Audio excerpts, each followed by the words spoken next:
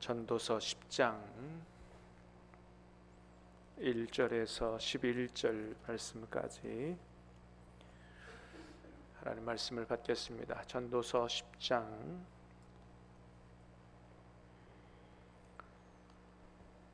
1절에서 11절까지입니다. 죽은 파리들이 향기름을 악취가 나게 만드는 것 같이 적은 우매가 지혜와 존귀를 난처하게 만드느니라.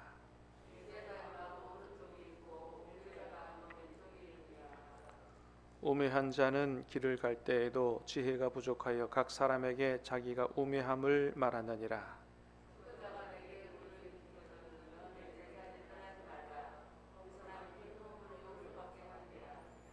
내가 해 아래에서 한 가지 재난을 보았나니 곧 주권자에게서 나오는 허물이라.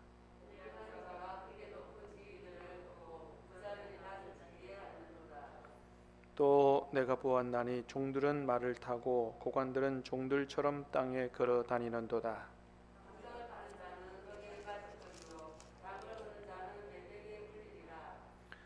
돌들을 떠내는 자는 그로 말미암아 상할 것이요 나무들을 쪼개는 자는 그로 말미암아 위험을 당하리라.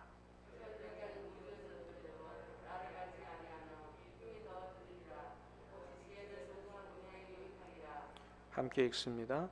주수를 베풀기 전에 뱀에게 물렸으면 술객은 소용이 없느니라. 아멘. 자, 오늘 말씀은 지혜자의 길과 우매자의 길에 대해서 말씀해 주고 있습니다. 자, 1절 말씀을 다시 보겠습니다. 시작. 죽은 파리들이 향기름을 악취 나게 만든 같이 적은 우매가 지혜와 존귀를 난처하게 만드느니라. 죽은 파리들이 향기름을 악취가 나게 만드는 것 같이 적은 우매가 지혜와 존귀를 난처하게 만드느니라. 우매의 폐해에 대해서 말씀하는 거죠. 말씀하는 것처럼 여러분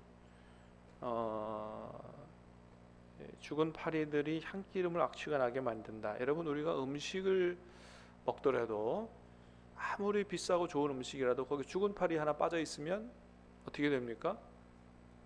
그것만 이렇게 떠내고 먹습니까? 그런 사람은 아마 거의 없을 거예요. 거기 파리 한 마리 떡 빠져 죽어 있으면 그리고 그 음식을 아마 다 버리게 될 것입니다. 그 비싸고 좋은 음식을 그 적은 파리 하나 때문에 다 버리게 되는 거거든요. 자, 그와 같이 적은 우매가 지혜 있는 자, 존귀한 자, 이런 사람들의 아주 좋은 방안들을 다 무색하게 할 수 있다는 거예요. 아무리 지혜로운 사람, 존귀한 사람, 이런 사람들이 의견을 내도 우매한 자가 고집을 피고 그러면 그 막을 방법이 없다는 겁니다. 예전에도 말씀드렸습니다만 옛날에 우리나라에 얘기겠지요. 실제로 있었는 거는 잘 모르겠습니다만 그런 이야기가 있다 그러잖아요. 472 27이라고 세우는 사람과 472 28이라고 세우는 사람, 주장하는 사람 둘이서 다툼이 일어났다는 거 아니겠어요? 한 사람은 472 27이다. 무슨 소리냐? 47은 28이지.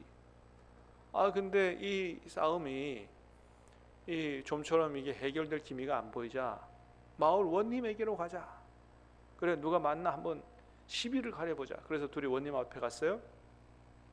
한 사람은 원님 억울합니다. 47은 27인데 이 사람이 47이 28이라고 나를 세우고 자꾸 민망하게 그렇게 그냥 합니다. 원님 생각해 보세요. 세상이 어떻게 47이 27입니까? 47이 28이지. 그래, 그 원님 앞에서도 계속 그냥 이 문제 해결을 할 생각은 안 하고 그러자 원님이 47이 27은 집에 돌려보내고 47이 28은 데려다가 곤장을 때려라, 그렇게 하셨다는 거죠. 그러면서 끝나고 하는 말이 47이 28한테 그랬다는 거예요. 야, 이놈아, 그러면 47이 28이지 47이 27이냐? 47이 28이 너가 47이 27이라고 세우는 놈하고 싸우는 네가 더 어리석은 놈이다. 그런 얘기를 했다잖아요. 여러분 47이 27이 잘못된 것에도 모르고 용감하게 소신을 가지고 싸우면요 아무도 이길 사람이 없습니다. 뭐 다른 사람의 생각을 들어볼 생각도 안 하고 오로지 자기 생각에 꽂혀서 세우면 무식하면 뭐하다고요? 용감하고 거기에 소신까지 있으면요 대책이 없는 거예요. 대책이. 그래서 그런 어리석은 사람, 그런 우매자가 온 공동체와 단체를 어렵게 하는 것입니다. 그래서 우리는 전도서에서 계속 여러분 그런 얘기 하잖아요. 아가와 잠언과 전도서는 다 솔로몬이 지었다. 아가는 사랑에 대한 이야기입니다. 솔로몬이 젊을 때 지었다는 거죠. 잠언은 솔로몬이 장성하고 좀 어른 나이에 지었다. 전도서는 한 인생을 다 살고 뭐 별의별 걸 다 경험하고 노년에 이 사람의 이 가장 성숙했을 때 지은 글이다 이렇게 이야기하지 않습니까? 그래서 정말 지혜가 뭔지를 잘 가르쳐 주는 것이 바로 전도서거든요. 그래서 정말 우리가 지혜롭게 살아야 되지, 또 지혜가 무엇인지를 알아야 되지, 어리석음으로 사는 것만큼 큰 폐해는 없다라고 하는 것을 오늘 말씀에서 보여주고 있는 것입니다. 사랑하는 여러분, 간절히 바라기는 저와 여러분들이 지혜롭게 살 수 있게 되기를 주님의 이름으로 축복합니다. 내가 만일에 지혜가 모자란다 그러면 어떻게 해야 돼요? 여러분 하나님의 책에 이 세상보다 더 탁월한 지혜들이 다 들어있는 줄로 믿습니다. 이 성경을 보고도 지혜를 잘 깨닫지 못하겠다 그럼 어떻게 돼요? 하나님 앞에 기도해야 되지요. 하나님 앞에 간구하면 어떻게 해요? 꾸짖지 아니하시고 후히 주신다, 깨닫게 하신다. 참된 지혜는 하나님으로부터 온다 말씀하고 있습니다. 자, 2절 말씀 시작. 지혜자의 마음은 오른쪽에 있고 우매자의 마음은 왼쪽에 있느니라. 그렇습니다. 자, 지혜자의 마음은 오른쪽에 있고 우매자의 마음은 왼쪽에 있다. 이스라엘 사람들에게 있어서 오른쪽은 이건 하나님이 기뻐하시는 쪽을 이야기하는 거예요. 왼쪽은 하나님이 싫어하시는 쪽이죠. 그래서 그 마태복음 24장에도 보면 천국에 들어갈 사람들을 어디에 세워요? 오른쪽에 세우죠. 다음에 영벌에 들어갈 사람을 왼쪽에 세우죠. 그래서 오른쪽은 하나님이 기뻐하시는 것, 좋은 것들이 나오는 것, 그런 것을 이야기합니다. 어떤 사람이 지혜로운 사람입니까? 하나님이 기뻐하시는 쪽을 선택하는 사람이 이게 진짜 지혜로운 사람이에요. 그래서 여러분 1절에 연결해 보면 진짜 지혜로운 사람은 이렇게 얼마나 생각이 똑똑하냐 이게 중요한 게 아니에요. 중요한 것은 자기가 주장하는 바가 우리 모두에게 덕을 끼치는 거냐 이게 중요한 거지 내 생각이 옳고 틀린의 두 번째 문제인 것입니다. 진짜 지혜가 뭔지를 알아야 되는 거예요. 어려움들을 잘 풀어낼 수 있는 것이 지혜고 모든 사람을 화합할 수 있는 게 지혜지 내 생각이 맞느냐 네 생각이 틀리느냐 이것만이 지혜가 아니다 라고 하는 것이죠. 자, 3절 말씀 시작. 우매한 자는 길을 갈 때에도 지혜가 부족하여 각 사람에게 자기가 우매함을 말하느니라. 우매한 사람은 참 어리석게도요 지혜가 부족해서 각 사람에게 길을 갈 때에도 자기 우매함을 말한다. 그러니까 쉬지 않고 자기 얘기를 하는 거예요. 여러분 내 얘기하는 것보다 더 중요한 것은 잘 듣는 것인 줄로 믿습니다. 또 잘 듣는 사람이라야 제대로 이야기할 수 있어요. 여러분 우리가 언어를 배우는 과정이 그렇잖아요. 먼저 어릴 때부터 많이 부모들이 하는 얘기를 듣고 나서 입이 트이는 거지 듣지 않고 입이 열리는 방법이 없어요. 여러분 외국어 배울 때 말 잘 듣는 사람이 입 터지는 거고 좋은 얘기를 많이 듣는 사람이 좋은 얘기를 할 수 있는 거지, 잘 들으려고 하지 않고 안에 넣으려고 하지 않고 무조건 그냥 든 것도 없이 막 이야기한다, 이만큼 어리석은 게 어디 있습니까? 그래서 자기가 좀 부족하다 생각하면 어떻게 해요? 좀 말을 덜 해야 되는 거예요. 그러니까 옛날부터 우리나라에 무슨 속담이 있어요? 가만히만 있으면 중간이나 간다. 그냥 모르면 가만히 있으면 돼요. 근데 막 아는 체하고 다른 사람을 가르치려고 하면 그것만큼 꼴불견이 없는 거예요. 이 알지도 못하면서 거기다가 또 용감하고 소신 있게 그냥 가르치려고 그러면 참 대책이 없는 거죠. 그런 지혜가 우리에게 필요하다라고 하는 것이죠. 자, 그런데 이보다 더 큰 우매함의 폐해가 있다는 거예요. 자, 5절에서 7절까지 시작. 내가 해 아래에서 한 가지 재난을 보았노니 곧 주권자에게서 나오는 허물이라. 우매한 자가 크게 높은 지위들을 얻고 부자들이 낮은 지위에 앉은도다. 또 내가 보았나니 종들은 말을 타고 고관들은 종들처럼 땅에 걸어 다니는도다. 아멘. 내가 해 아래서 한 가지 재난을 보았다. 곧 주권자에게서 나오는 허물이라. 우매한 자가 크게 높은 지위들을 얻고 부자들이 낮은 지위를 얻는도다. 그러니까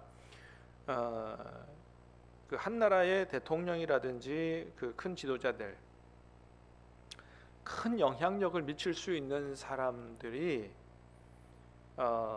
정말 지혜로운 사람들이 이 많은 사람을 이끌고 갈 수 있는 지도자의 자리에 오르는 게 아니고 우매한 자들이 그 자리에 올라가는 것은 이건 재난 수준에 해당하는 거다. 여러분 그렇죠? 여러분 대통령이 돼서 이 나라를 잘 못 이끌고 나가면 자기의 욕심이나 채우고 자기 마음대로 그냥 막 폭정을 하고 백성들을 핍박하고, 여러분 국가적 재난이죠. 그래서 지도자의 어리석음은 이거는 거의 재난 수준에 해당하는 거다. 그래서 여러분 우리가 대통령이라든지 나라의 일꾼들을 어떻게 해야 돼요? 정말 기도하면서 잘 보고 뽑아야 되는 겁니다. 잘 보고 뽑아야 돼요. 그렇다고 해서 꼭 교회 다니는 사람만 뽑으라는 건 아니에요. 왜냐하면 하나님은 불신자를 통해서도 일하시는 것을 성경에서 많이 볼 수 있기 때문이에요. 고레스 왕을 통해서 그렇게 이스라엘을 다시 돌려보낸다든지 바벨론 포로에서 돌려보낸다든지 불신자들을 통해서도 하나님은 하나님의 일을 하실 수 있는 분이거든요. 그런데 내가 교회 다니니까 크리스찬만 뽑으면 된다, 이건 너무 단순한 생각입니다.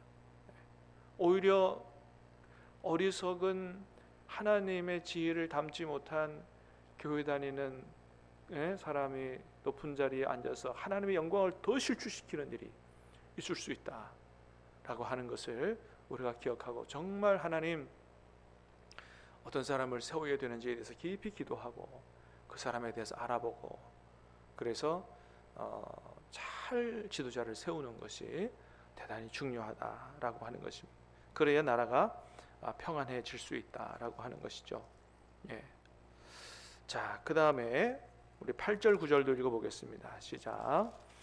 다음 함정을 파는 자는 거기에 빠질 것이요 담을 허는 자는 뱀에게 물리리라. 돌을 떠내는 자는 그로 말미암아 상할 것이요 나무들을 쪼개는 자는 그로 말미암아 위험을 당하리라. 자, 돌을 떠내는 자는 그로 말미암아 상할 거요. 돌을 떠낸다고 하는 것은 이제 옛날에 그 집을 지을 때 주로 이제 돌을 이렇게 성경에도 나오죠. 그 궁전을 지을 때 돌을 떠다가 대리석으로 이렇게 짓는 것을 얘기하는 거예요. 그러니까 석수쟁이라 그럴까요? 그런 거죠. 자, 그로 말미암아 상할 것이요 나무를 쪼개는 자는 또 그로 말미암아 상할 거다. 돌을 떠내는 거나 나무를 쪼개는 게 나쁜 일은 아니에요. 일상적인 일이에요. 그런데 그로 말미암아 다치는 경우도 있다라고 하는 거죠. 그러니까 우리가 언제 어디서 어떤 어려움을 당할지 모른다라고 하는 것을 이야기하는 것입니다. 그래서 우리가 살아가다 보면 내가 잘못한 것도 아닌데 의도치 않게 어려움을 당하는 경우가 있습니다. 그리고 우리 인생이 참 뭐라고 이렇게 이 두부 잘라서 칼로 두부를 탁 자르듯이 탁 이거다 저거다 이렇게 이야기하기가 참 쉽지 않은 것이 우리 인생이죠. 이해할 수 없는 부분이 있는 것도 사실입니다. 이런 상황들을 어떻게 우리가 이해하고 받아들이는 게 지혜로운 거냐, 그냥 재수없네 이렇게 끝나기보다는 그 안에서 하나님의 뜻이 어디 있는가, 잘못한 것도 없는데 어떤 일이 일어났다. 그럴 때는 두 가지로 생각하는 게 참 지혜롭다고 생각이 돼요. 첫 번째는 하나님은 이 모든 것을 합력하여 선을 이루게 하실 것이다. 할렐루야. 늘 우리와 함께 계시고 우리의 삶을 이끌어 가시는 하나님, 우리가 어려움을 당하게 되는 걸 모를 리가 없는데 모든 것이 합력하여 선을 이루게 할 것이다. 믿음의 눈을 가지고 바라보는 게 이게 지혜로운 거예요. 두 번째, 그 믿음의 눈을 가지고 바라봐도 잘 해석이 안 돼요. 뭔지 잘 모르겠어요. 그럴 때는 어떻게 해야 돼요? 그럼에도 불구하고 하나님의 뜻이 있겠지라고 그 하나님의 주권을 받아들이는 거예요. 그냥 여러분, 모든 것들을 다 우리 머리로 이해할 수가 없습니다. 그렇게 신앙생활 잘하고 하나님을 잘 섬기고 하는 사람이 어느 날 갑자기 세상을 떠날 수 있어요. 그거 이해하지 못해서 시험에 드는 사람들이 많습니다. 근데 어떻게 해야 돼요? 하나님의 주권을 믿어야 돼요. 내가 사랑하는 것보다 하나님이 더 사랑하셔서 하나님 품에 불러가셨다. 영생의 천국에 먼저 들어가게 하셨다. 나중에 영광 중에 천국에서 만나보게 될 것이다. 하나님의 주권을 받아들여야 되지, 다 내 뜻대로 하나님이, 내 원대로 하나님이 하시는 하나님은 아니라는 사실을 우리가 알아야 되고, 우리의 생사화복이 다 하나님의 손에 있는 줄로 믿습니다. 진짜 믿음은요, 그 하나님의 주권을, 우리의 생명과 인생과 삶에 대한 하나님의 주권을 믿고 받아들일 수 있는 사람이 진짜 이게 믿음 좋은 사람이에요. 여러분, 다니엘의 세 친구가 느부갓네살을 세운 금신상에 절하지 않았어요. 절해라, 살려주겠다. 안 했습니다. 안 하면 풀무불에 용광로에 집어넣겠다. 그때 뭐라 그래요? 집어넣어도 우리가 믿는 하나님이 우리 구원하실 거요. 하나님의 능력을 믿는 거죠. 두 번째는 뭐예요? 그리 아니하실지라도 우리는 우리의 모든 것들을, 목숨조차도 하나님께 다 맡기고 하나님께서 우리를 선한 길로 인도하실 것이라고 믿고 하나님 앞에 다 맡기는 거죠. 그게 진짜 믿음 있는 사람이요, 그게 진짜 지혜로운 사람이다 라고 하는 것입니다. 자, 10절도 보겠습니다. 시작. 철 연장이 무디어졌는데도 나를 갈지 아니하면 힘이 더 드느니라. 오직 지혜는 성공하기에 유익하니라. 철 연장이 무디어졌는데도 나를 갈지 아니하면 힘이 더 들지요. 철 연장이 무디어졌으면 어떻게 해야 돼요? 나를 갈아야 되지요. 그런 지혜가 있어야 된다. 언제라든지 내가 뭐 하는 일이라든지 또는 뭐 내 머리라든지 좀 무디어졌다 생각하면 어떻게 돼요? 좀 갈아야 되죠. 더 좀 노력을 하고 더 열심히 공부를 하고 하여튼 해서 이렇게 준비를 하는 이런 인생을 살아야 되지. 철 연장이 무디어졌는데도 전혀 갈지 않는 이런 사람은 계속해서 더 힘만 들 뿐이다 라고 하는 것이죠.